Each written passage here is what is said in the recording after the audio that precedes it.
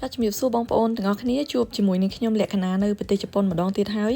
ចាថ្ងៃនេះគឺជាថ្ងៃអាទិត្យហើយយើងមកធ្វើសកម្មភាពផ្សេងៗនៅចំការលឹករបស់យើង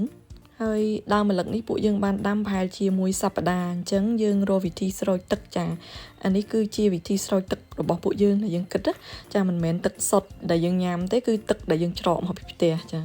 ហើយយើងចោះអញ្ចឹងឯងចាមើលកំប៉ារបស់យើងចោះវាប្រហោងមានលើមានក្រោមហើយដើម្បីជួយឲ្យទឹក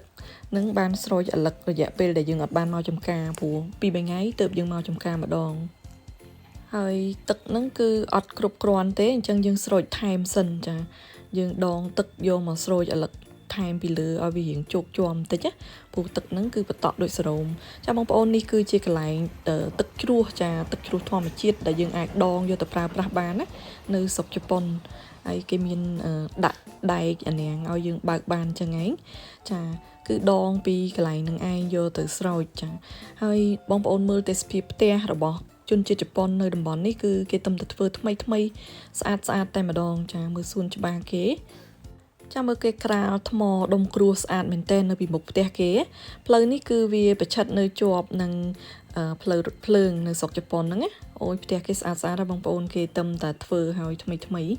ចាមានគ្រួសារថ្មីគេមកនៅច្រើននៅតំបន់នេះជាតំបន់អភិវឌ្ឍមួយចាមើលបងប្អូននៅខាងស្ដាំដៃនេះឃើញផ្ទះគេកំពុងតែសាងសង់ថ្មីដែរកាលប្រហែលខែមុនគឺជាដីទំនេរបងប្អូនឥឡូវគឺគេឡើងជាគ្រោងផ្ទះហើយអញ្ចឹងផ្ទះហ្នឹងប្រហែលជា2-3ខែទៀតអីហើយចាតំបន់ហ្នឹងសិតតែផ្ទះថ្មីស្អាតទាំងអស់ហើយនេះបងប្អូនមើលសួនផ្ការបស់ជនជាតិជប៉ុនគេដាំចាគេមានដីទំនេរមុខផ្ទះបន្តិចគេដាំស្អាតមែនតើនៅតាមលបងក៏គេដាំផ្កាដែរចាឥឡូវយើងដើរមកដល់កន្លែងដីច្រកចូលនៅក្នុងចំការរបស់យើងចាចំការរបស់យើងមានផ្លូវចូល2ចាខាងនេះផងខាងនោះផងចាយើងចតឡាននៅខាងនោះហើយយើងដើរមកខាងនេះចាកន្លែងដងទឹកហ្នឹងគឺនៅរៀងឆ្ងាយពីចំការរបស់យើងដែរចាដើរយូរមកហត់ដែរចាកន្លែងនេះកាលពីឆ្នាំមុនហ្នឹងគឺគ្រួសាររបស់នាងខ្ញុំគាត់ដាំដំឡូងរហូតដល់ទៅប្រហែលជា1000ដើមចាហើយពួកយើងបានគាស់ចែកញាតចាពួកយើងដាំហ្នឹងគឺមិនមែនដាំសម្រាប់លក់ដូរចាគឺដាំសម្រាប់ញ៉ាំហើយនឹងចែកជូនញាតចិត្តខាងហើយនឹងអ្នកចិត្តខាងជុំវិញដីនឹងដែរចាជនជាតិជប៉ុនគាត់ក៏ចិត្តល្អដែរពេលយើងទៅអញ្ចឹងគាត់រស់រាយរាក់ទាក់ចាគាត់ទទួលទឹកទទួលកាហ្វេយើងដែរចាយើងខ្វះរបស់អីគឺគាត់ឲ្យយើងខ្ចីបានហើយគាត់មកសួរនាំយើងដែរហើយនៅទីនេះយើងត្រូវកាត់ស្មៅក្នុងមួយឆ្នាំយើងកាត់ស្មៅ 3-4 ដងដែរព្រោះស្មៅដុះលឿនមែនតើណាហើយអញ្ចឹងយើងក៏ព្យាយាមដាំជាប្រភេទដំឡូងឬក៏អីចឹងទៅដើម្បីឲ្យវាទប់ស្មៅបានខ្លះចាតែស្មៅនៅតែដុះមកច្រើនអញ្ចឹងឯងហើយគ្រួសារនេះខ្ញុំគាត់ស្រោចទឹកបន្ថែមមកហើយព្រោះយើងនឹងអត់មកចំការលឹកនេះប្រហែលជា3-4ថ្ងៃទៀតណាហើយចន្លោះពេលនេះគឺវាអត់មានភ្លៀងហើយយើងដាក់ដបទឹកសុទ្ធហើយដបទឹកសុទ្ធយើងនឹងត្រៀមយកមកបន្ថែមព្រោះយើងយកមកអត់គ្រប់ទេហើយបងប្អូនឃើញឆ្នោតហ្នឹងគឺយើងក្រាលកស៊ូកាលពីមុនគឺយើងដាំដលងនៅប្រឡោះហ្នឹងឯងហើយយើងក្រាលកស៊ូគឺដើម្បីកុំឲ្យស្មៅដុះច្រើនណាប៉ុន្តែនៅតែមានស្មៅដុះពីក្រោមកស៊ូនឹងមកទៀតណាបងប្អូនចាដីតំបន់នេះគឺជាប្រភេទដីកំអែលភ្នំភ្លើងដែរហើយវាធ្វើឲ្យដំឡូងមានឲ្យជារសឆ្ងាញ់ដែរហើយវាផុសតែវាមានថ្មខ្លះនៅក្នុងហ្នឹងហើយនេះគឺជាដើមម្លឹកយើងដាំបានប្រហែល1អាទិត្យចាកលេចមកមើលផ្ការបស់អ្នកចិត្តខាងចាកន្លែងចំណតឡានរបស់គេនៅមុខផ្ទះហ្នឹងគឺមានផ្កាស្រស់ស្អាតបែបនេះបងប្អូនមានផ្កាឈូកមានពណ៌ស្វាយស្អាតមែនទែនហើយផ្កានេះគឺវាដុះមកខ្លួនវាជារៀងរាល់ឆ្នាំវាដូចផ្កាស្មៅអញ្ចឹងបងប្អូនហើយពេលវាដុះមកច្រើនអញ្ចឹងឃើញស្អាតនៅលើដងផ្លូវហ្នឹងតែម្ដង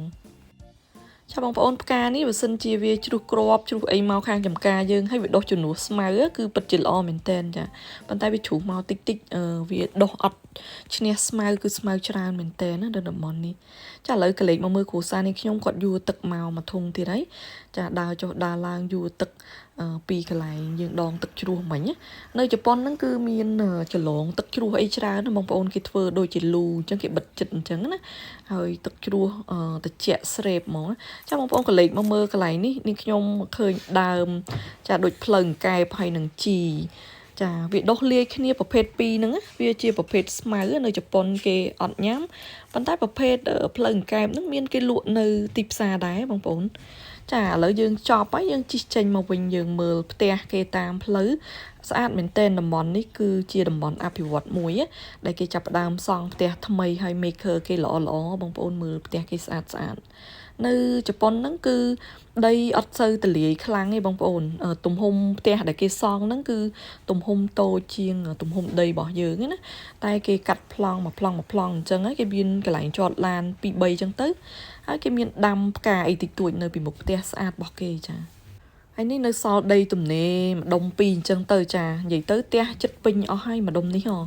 cứ sát ta bông ổn mưa tia cái sát đấy hay tia khá nó cứ cái bông ở sang son ở toàn ruột cái toàn mà nơi tiết đó mong bốn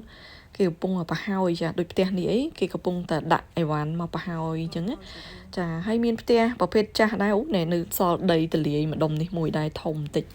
chả tay tịch tiệt nó cứ cái lụa đai ó cái vừa tia tại mà đòn hay miên tia chả cha mà đồng đi đáy đó chả ní dựng ba ở ai nơi tam phơi bờ sân chỉ dựng ba tam phơi mùi tiết cứ trọ trôi cái hiện thông trên nắng á chả đầm bón ní khơi tia bò những so chả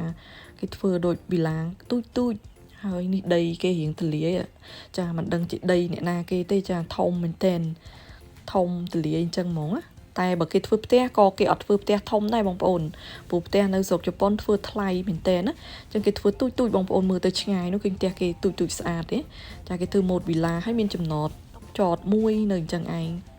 hay bữa sân tia bồ rán đôi bị muốn đi mưa khơi đây cái hiện thông từ lìa ấy chả miền xuân miền ấy hiện thông chân từ chả tia na hiện đây tụm hôm tôi cứ chụp tia để cái thưa sờ mày cào á chả nẹt chụp nón muốn quạt so đây chởn chẳng quạt thưa bàn xuân bàn ấy ô chả tia đầm bón ní cứ áp hiệu vật lọ mình tên á chả hay nơi chật home center dương tranh tay tích tới cứ miền home center tại mà đòn cả lại cái tình nhiều quán hay nâng restaurant ta mà nói plei chiết chả tranh tích cứ đo plei chiết đấyហើយplei nó cứ biên restaurant xa tầm nớp miền ấy group sọp đẹp giang mỏng á chaយើងអាចមើលឃើញថ្ងៃលិចនៅពេលល្ងាចជាមួយនឹងភ្នំ Fiji ពីចំការរបស់យើងចាដីចំការរបស់យើងនឹងគឺមានទំហំរាងធំជាងគេបន្តិចចានៅតំបន់នេះយើងអាចសង់ផ្ទះបាន2ឬក៏3ចាសម្រាប់ជនជាតិជប៉ុនធម្មតាបើគេសង់ផ្ទះគឺ2ឬក៏3ផ្ទះដែរចាមានចំណតឡានមានសួនអីចឹងទៅចារៀងរាល់ពេលល្ងាចក្រោយពីចប់ការងារថ្ងៃខ្លះគឺគ្រូសានាងខ្ញុំពួកយើងនាំគ្នាមកចំការដើម្បីធ្វើការងារខ្លះដូចជាស្រូចដំណាំចាំមើលនេះមើលនោះកាត់ស្មៅចាហ្នឹងដូចជាការហាត់ប្រាណដើម្បីកុំឲ្យធាត់ពេកចាហើយយើងមកញ៉ាំរបស់ឆ្ងាញ់នៅអាហារដ្ឋានចាភោជនីយដ្ឋាននៅតំបន់នេះដែរចានេះគឺដូចជាបេឡុកបេឡរបស់មនុស្សធំចាពួកយើងធ្វើសកម្មភាពច្រើនដើម្បីហាត់ប្រាណដែរបងប្អូនចាអរគុណច្រើនសម្រាប់ការទស្សនាវីដេអូរបស់នាងខ្ញុំរហូតមកដល់ចប់ចាជម្រាបលាយើងជួបគ្នានៅវីដេអូក្រោយ